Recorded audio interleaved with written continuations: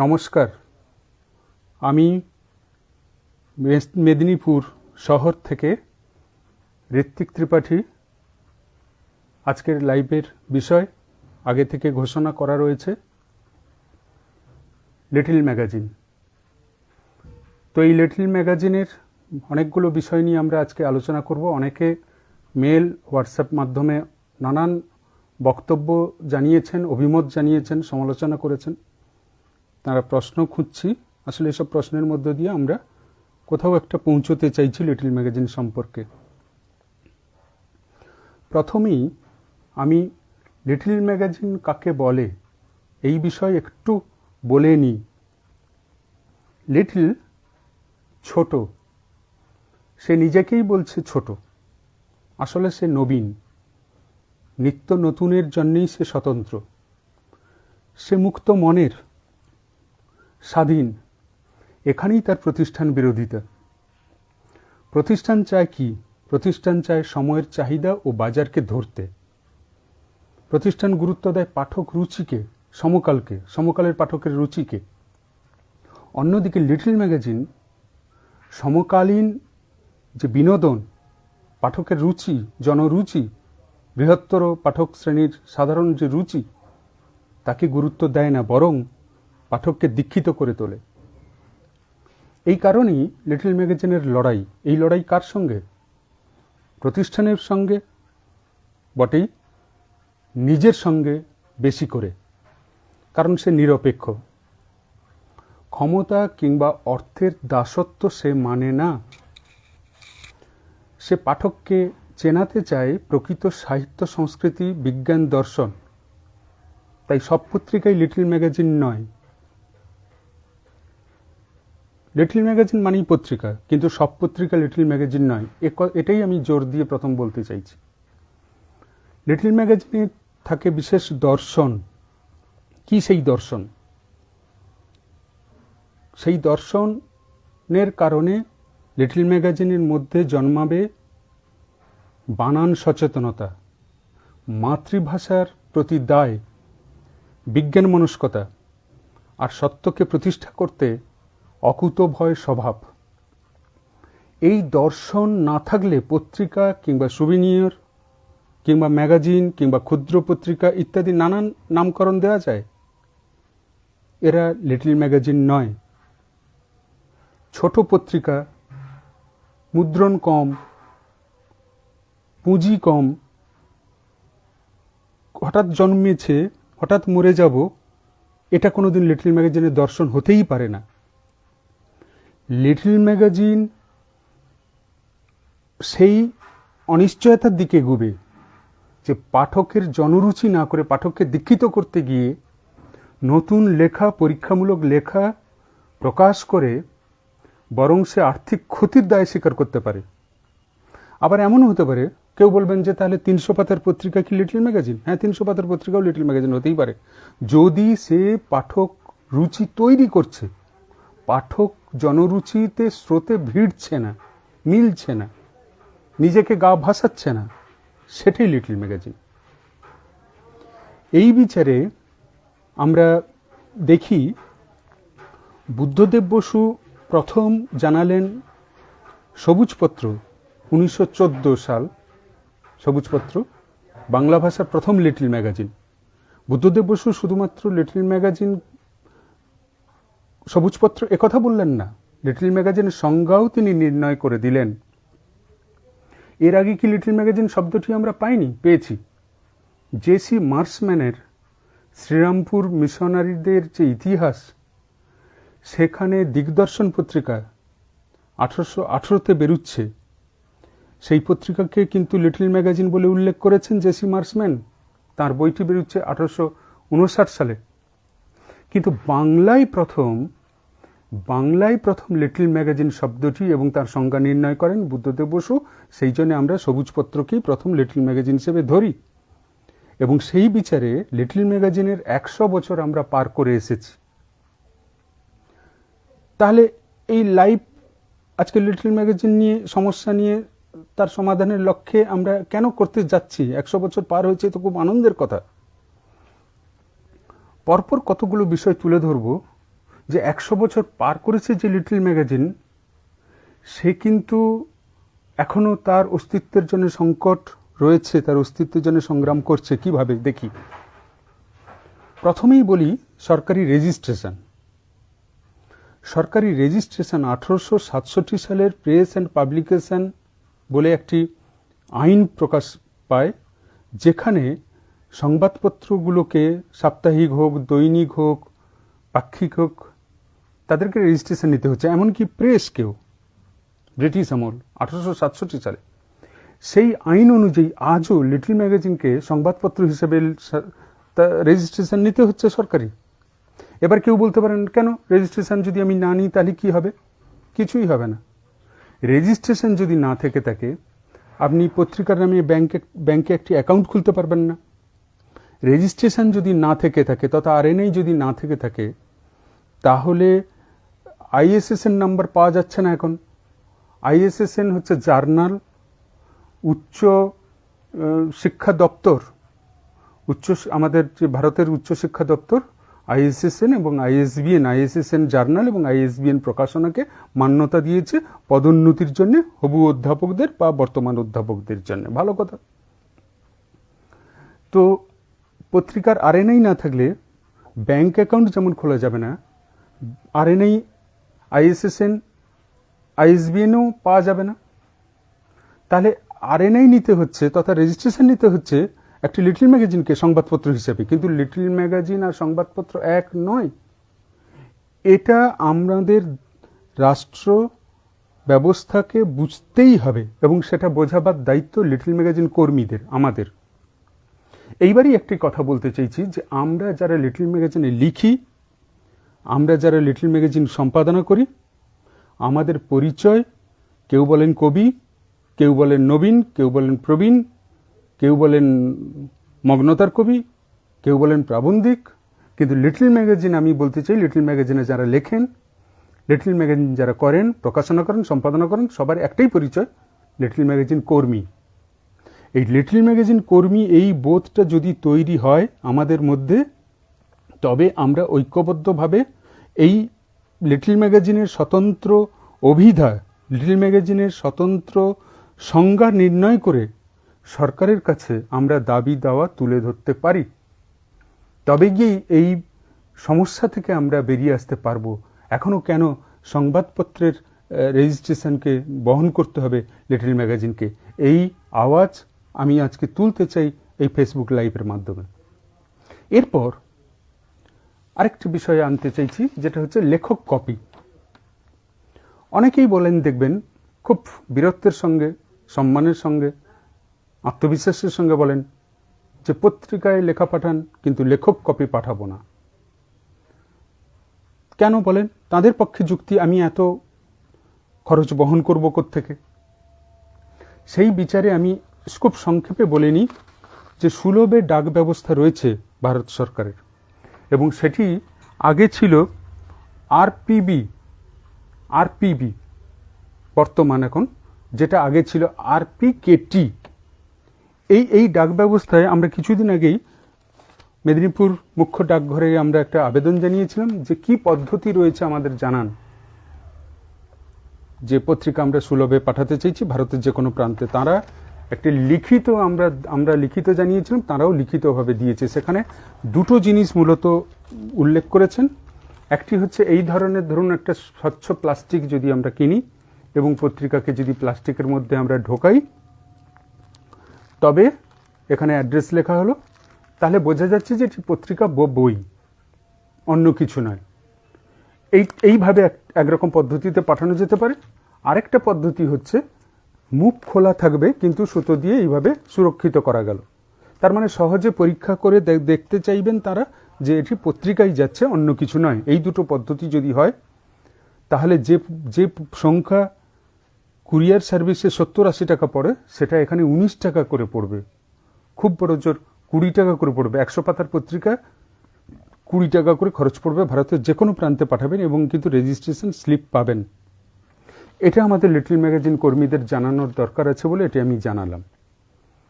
এরপরে একটা অংশ অনেকেই যোগ দিয়েছেন এবং অনেক মন্তব্য দিচ্ছেন, আমি সেটাই আলোচনায় যাচ্ছি।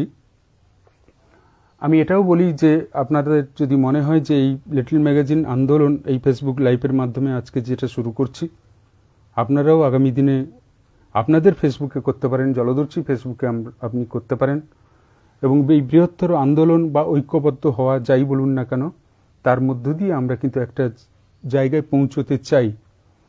বিশেষ করে আমি খুব দুঃখের সঙ্গে বলি, 100 বছর পার হয়েছে যে লিটল ম্যাগাজিন, তার কিন্তু এখনও কোনো সংরক্ষণাগার গড়ে ওঠেনি।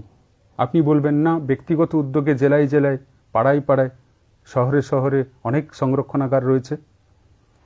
আমার মনে হয় না ব্যক্তিগত উদ্যোগে যে সংরক্ষণাগার রয়েছে আমাদের রাজ্যের বাইরে, তার ভবিষ্যৎ বিশেষ কিছু নেই, সাময়িক। যতক্ষণ না সরকারি উদ্যোগে বা কিংবা কোনো বড় ট্রাস্টের মাধ্যমে যদি না আমরা এটাকে আনতে পারি সংরক্ষণাগারকে, তাহলে কিন্তু লিটল ম্যাগাজিনের অস্তিত্ববিহীন হয়ে যাবে। আমরা যখন লিটল ম্যাগাজিন করছি তখন প্রচুর অনুষ্ঠান করছি, প্রচুর বই করছি, পত্রিকা করছি। একবার নিজেকে প্রশ্ন করুন তো, আমি অন্তত প্রশ্ন করি যে আমাদের এই পত্রিকা বা এই বই কোথায় থাকবে, কোথায় সুরক্ষিত হবে? সুতরাং আমরা কাজ করতে যতটা আগ্রহী, আমরা সংরক্ষণের জন্য ততটা কিন্তু আগ্রহী নই। এটা আত্মঘাতী বাঙালির স্বভাব বলে আমি মনে করি। সুতরাং সরকারের উদ্যোগেই কিন্তু লিটল ম্যাগাজিন লাইব্রেরি গড়ে তুলতে হবে। কেউ বলতে পারবেন সরকার কেন করবে?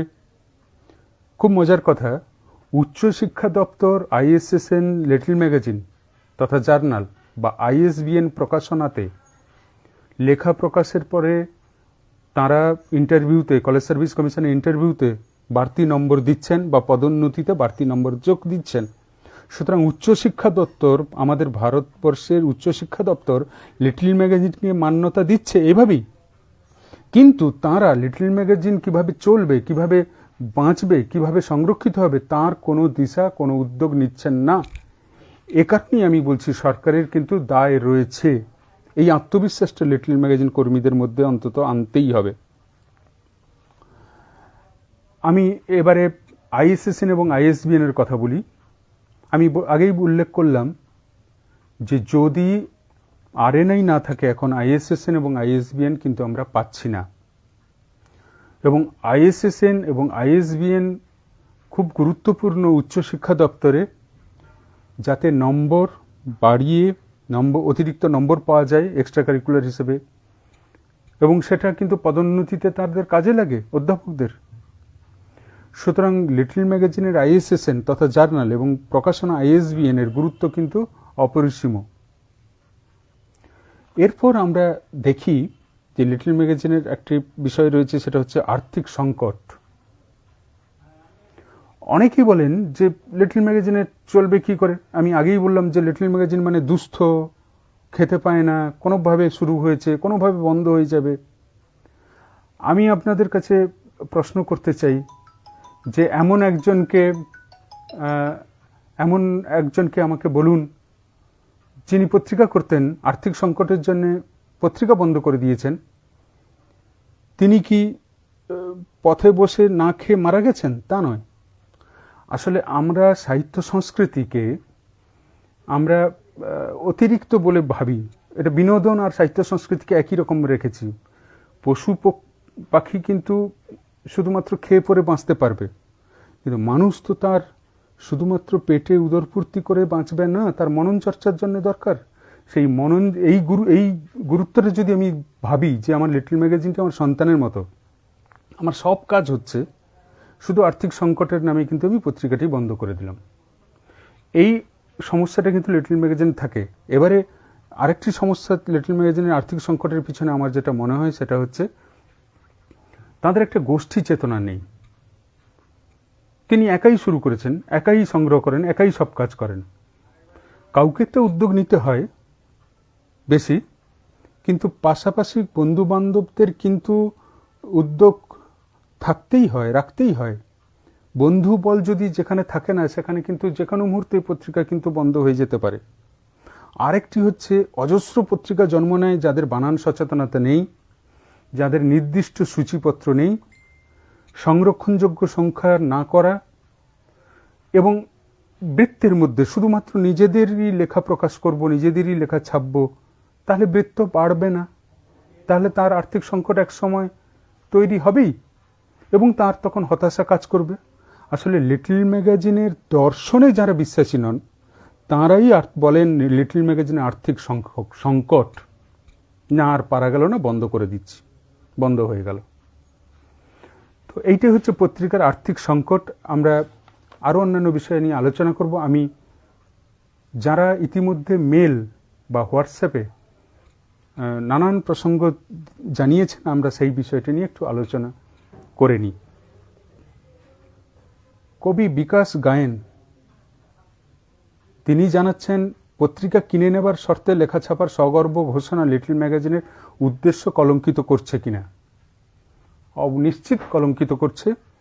যারা লিটল ম্যাগাজিনের দর্শনে বিশ্বাসী নন তাঁরাই বলেন যে এইভাবে লেখককে লেখক কপি কিনে নিতে হবে। আরেকটি বিষয় বলেছেন, যেনতনভাবে সংকলন প্রকাশ, প্রচুর গণসংবর্ধনা হচ্ছে, সাহিত্যবাসের হুজুগ হচ্ছে। আমি সাহিত্যবাসের বিরোধী নই, আমিও প্রচুর সাহিত্যবাসর করেছি, গেছিও, আনন্দও পেয়েছি, কিন্তু কোথাও তো থামতে হবে, বুঝতে হবে যে আমার সাহিত্যবাসর জরুরি কতখানি, আর ওখান থেকে টাকা বাঁচিয়ে আমি লিটল ম্যাগাজিনের সংরক্ষণাগারের জন্য কতটা সময়, মেধা এবং অর্থ ব্যয় করব, সে কথা তো আমাদেরই ভাবতে হবে।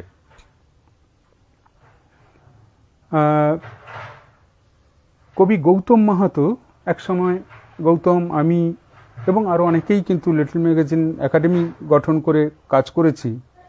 তিনি বক্তব্য জানিয়েছেন যে আমরা চেয়েছিলাম বিকেন্দ্রীকরণ। হ্যাঁ, ঠিকই, কলকাতায় নন্দনে লিটল ম্যাগাজিন মেলা হচ্ছে, কিন্তু খেয়াল করে দেখবেন জেলায় জেলায় এখন কিন্তু লিটল ম্যাগাজিন মেলা হয়, এবং সেটাই বিকেন্দ্রীকরণ, সেটাই চেয়েছিলাম আমরা সকলে। কিন্তু লিটল ম্যাগাজিনে যারা লেখেন বা লিটল ম্যাগাজিন যারা করতে আসেন, তারা অধিকাংশই জন কিন্তু লিটল ম্যাগাজিনের বিষয়টা না জেনেই ঢুকে পড়েন। এবার কিছুদিন বাদে হতাশা তাদের গ্রাস করে, কেন আছি, কেন করছি, কি করছি। তখন দেখা যাচ্ছে যে তারা পেরিয়ে যাচ্ছে, তারা কিন্তু তখন আর ওই লিটল ম্যাগাজিনের অংশ হতে থাকছেন না, আন্দোলনে থাকছেন না। তবে গৌতম মাহাতো বলেছেন, আশাবাদ জানিয়েছেন যে আন্দোলন কিন্তু আমাদের শেষ নয়, এখনই বরং আমাদের আন্দোলন শুরু করতে হবে আরো নতুনভাবে। কবি আবৃত্তি শিল্পী পৌলমী ভট্টাচার্য জানিয়েছেন, লিটল ম্যাগাজিন তথাকথিত তারাদের পিছনে ছুটবে না, তারা তৈরি করবে।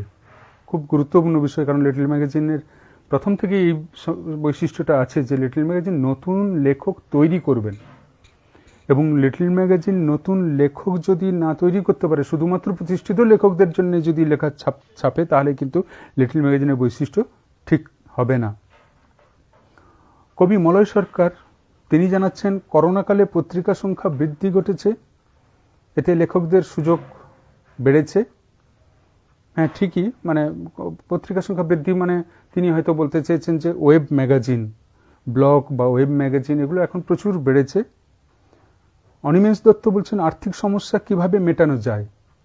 আর্থিক সমস্যা মেটানোর ক্ষেত্রে আমি বলবো, যে পত্রিকায় নির্দিষ্ট সূচি নিয়ে পরিকল্পনা মাফিক এবং আমার যা আয় সেই অনুযায়ী ব্যয়, এই পরিকল্পনা, এই পরিবার পরিকল্পনাটা যদি থেকে থাকে, কোনো পত্রিকাই বন্ধ হবে না। এখন কিন্তু 20 জায়গায় যদি বিজ্ঞাপনের জন্য যদি আবেদন করা হয়, বন্ধু বান্ধবকে যদি পাশে রাখা হয়, কিছু গ্রাহক যদি সংগ্রহ করা হয়, নির্ভুল বানান নিয়ে যদি পত্রিকা করা যায়, তাহলে আমার মনে হয় না পাঠকের অভাব হবে এবং আর্থিক সংকটও দেখা দেবে। আমি যদি ভালো সংখ্যা করি, সে পত্রিকা তো বাড়িতে থাকে না, বিক্রি হয়ে যায়, তাহলে আর্থিক সংকটটা আসছে কোত্থেকে? সেখানে আর্থিক সংকটের কথা আসার কোনো কথাই নয়। তো এরপর আমরা দেখতে পাচ্ছি যে অনির্বাণ দাস তিনি জানাচ্ছেন যে নাটক, নাটিকা, দিনলিপি, পত্রসাহিত্য প্রকাশ কিন্তু অল্প হচ্ছে। এটা ঠিকই, লিটল ম্যাগাজিনের প্রচুর কবিতা যতটা ছাপা হয়, দিনলিপি বা পত্রসাহিত্য বা নাটক, নাটিকা, বা আমি আরও সংযোজন করতে পারি সাহিত্যের নানান ধারা, উপধারা কিন্তু আসা উচিত, আসতে পারে। দিলীপ মিস্ত্রি গল্পকার তিনি বলছেন, খেটে খাওয়া মানুষের কথা কিন্তু কম থাকছে লিটল ম্যাগাজিনে। আমিও একমত। আসলে সব লেখাই তো প্রায় জীবন থেকে উঠে আসে। ঈশিতা ভাতুড়ি তিনি জানিয়েছেন লিটল ম্যাগাজিনের সাথে প্রতিষ্ঠান বিরোধিতার সম্পর্ক থাকতেই হবে কিনা। নিশ্চিত থাকতে হবে, প্রতিষ্ঠান বিরোধিতা থাকতে হবে, কিন্তু আমি বিশেষ কোনো পত্রিকা গোষ্ঠীর বিরুদ্ধে কামান দেগে দিলাম, থুথু ছিটিয়ে দিলাম, সে কথা নয়। আমি লিটল ম্যাগাজিন করি, আমি লিটল ম্যাগাজিনে সমৃদ্ধ হই নিজে, এবং আমি লিটল ম্যাগাজিন 2021-এ যা করেছিলাম তার থেকে আমি এগুতে পারছি কিনা, এই লড়াইটা তো আমার নিজের সঙ্গেই বেশি। এবং আমি কোনো সময় পাঠক জনরুচির দিকে তাকিয়ে গা ভাসাবো না। আমি শুধুমাত্র লেখককে, পাঠককে দীক্ষিত করব, নতুন পরীক্ষামূলক লেখা আনবো, সেই লক্ষ্যেই আমি লিটল ম্যাগাজিনটি করি। ছাপাখানার গলি পত্রিকার সম্পাদক দেবাশিস সাহা জানাচ্ছেন ওয়েব ম্যাগাজিন লিটল ম্যাগাজিনের বিকল্প হতে পারে কিনা। আমি তো ওয়েব ম্যাগাজিনকে লিটল ম্যাগাজিনই বলবো। এর লিটল ম্যাগাজিন নয় কি? লিটল ম্যাগাজিন মানে মুদ্রিত কাগজ হতে হবে এমন তো কোনো কথা নেই। কেউ হ্যান্ডবিলেও লিটল ম্যাগাজিন করতে পারেন, কেউ 300 পাতায়ও লিটল ম্যাগাজিন করতে পারেন, কেউ ওয়েব মাধ্যমেও করতে পারেন। তবে বারবার অনেকেই জানিয়েছেন, এখন ওয়েব মাধ্যমে যারা বিশ্বজিৎ অধিকারী যোগ দিয়েছেন দেখছি, বিশ্বজিৎ অধিকারী তিনি জানিয়েছেন যে প্রচুর ওয়েব ম্যাগাজিন হয়েছে এবং প্রচুর ডাস্টবিনও তৈরি হচ্ছে। তার কারণে নির্বাচন বা সম্পাদনার ব্যাপারে হয়তো আমরা তেমন নজর দিচ্ছি না। খুবই গুরুত্বপূর্ণ বিষয় বলেছেন কবি বিরূপাক্ষ পাণ্ডা। তিনি জানিয়েছেন যে অনেকেই কিন্তু বাণিজ্যিক কাগজে লিখবার পরেই কিন্তু লিটল ম্যাগাজিনের থেকে বিমুখ হচ্ছে। আমি একমত কবি বিরূপাক্ষ পাণ্ডার এই কথাতে, খুব সাহসী কথা। আমার অনেক বন্ধু বান্ধব পরিচিতজনকে আমি দেখি বড় কাগজে যখন লেখার সুযোগ আসছে তখন প্রথম যে কাজটি সে করছে তার নিজের সম্পাদিত পত্রিকাটি বন্ধ করে দিচ্ছে। এটা খুব দুর্ভাগ্য এবং হতাশাজনক। কারণ বড় কাগজে লেখা আনন্দের নিঃসন্দেহে, ছোট কাগজে লেখার আনন্দ নিঃসন্দেহে। তার থেকেও বড় কথা আমার কথা হচ্ছে আমি নতুন কিছু লিখতে পারছি না, আমি ভালো কিছু লিখতে পারছি না। লেখা কোথায় বেরুচ্ছে সেটা খুব গুরুত্বপূর্ণ হয়ে ওঠে কি।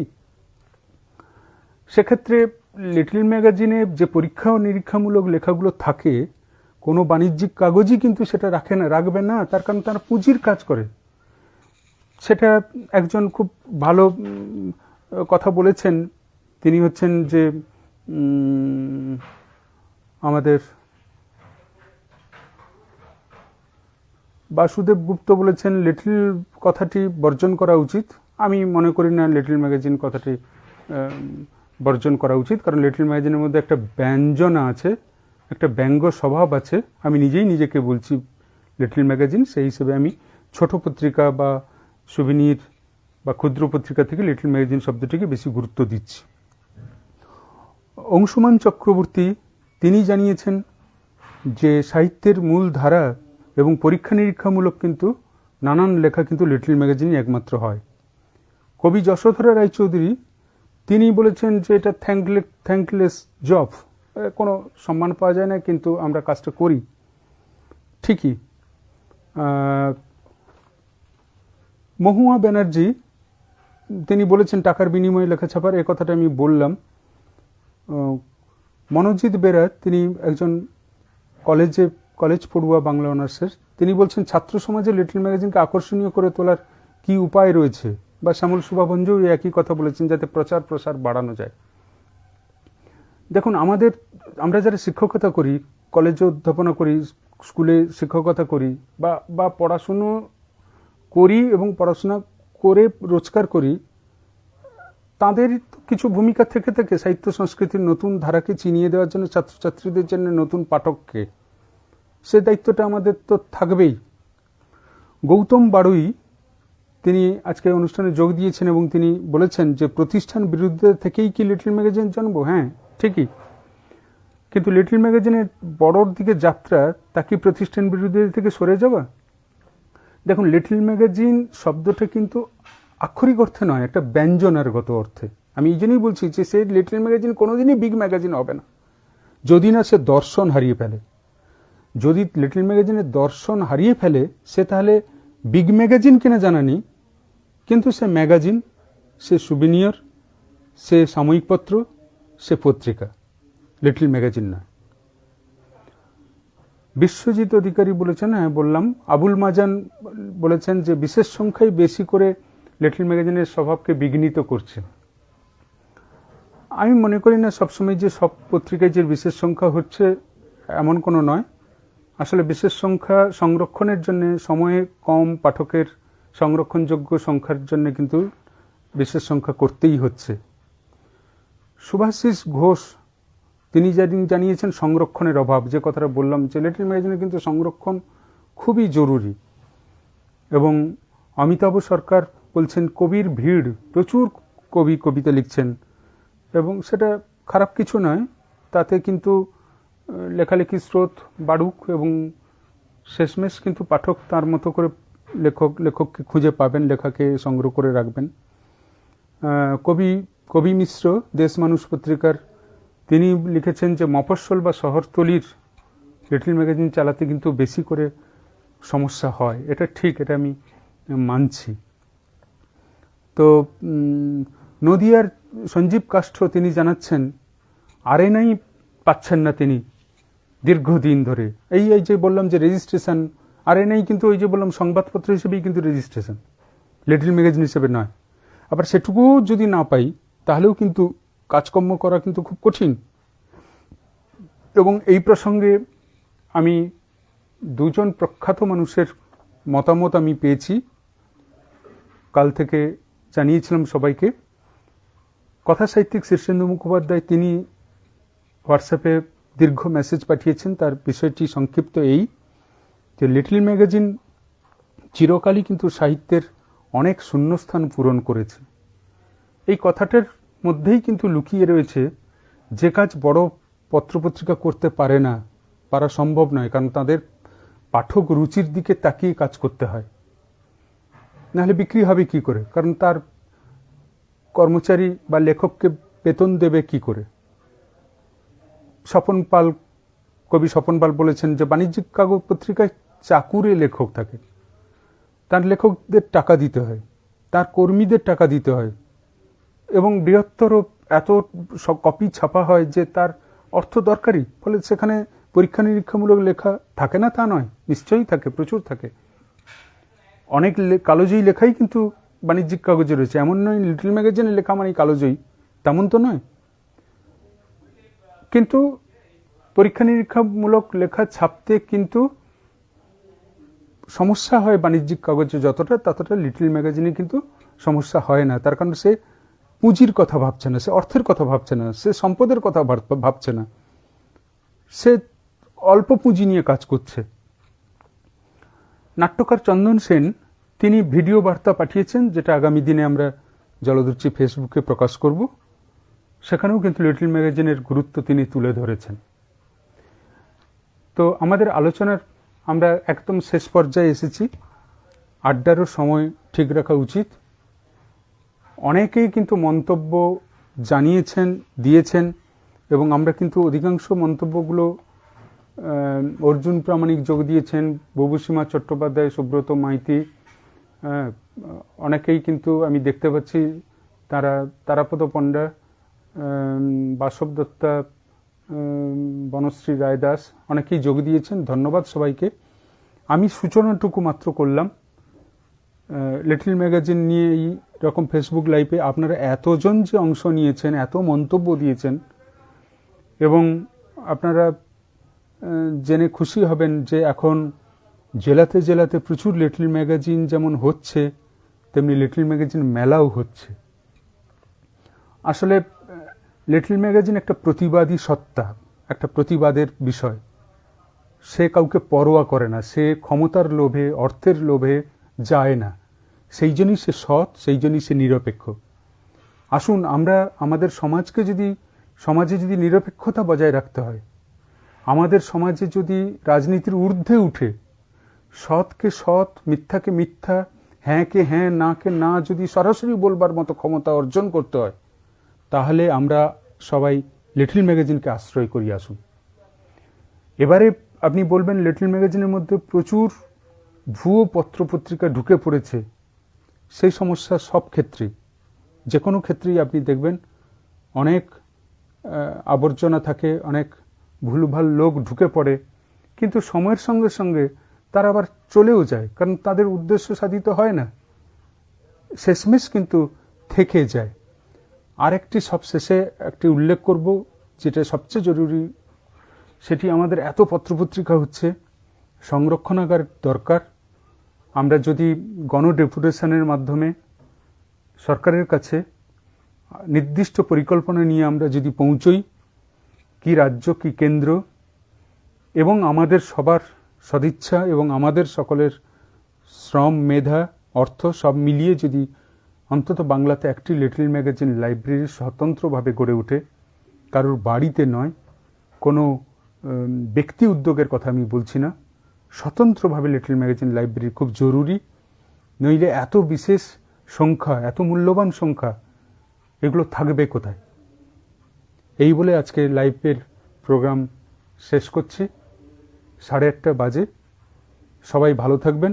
আপনাদের সকলের অভিমত নিয়ে জলদূর্চির লিটল ম্যাগাজিন লাইভ নিয়ে একটি লেখাও প্রকাশ করতে চাই। আপনারা যারাই মন্তব্য দিলেন, যারাই অংশ নিয়েছেন, আগামী দিনে প্রতি রবিবার এইভাবেই জলদূর্চিতে ফেসবুক লাইভের মাধ্যমে আমরা কখনো গান, কখনো আবৃত্তি, কখনো এই ধরনের আলোচনা আমরা আনব।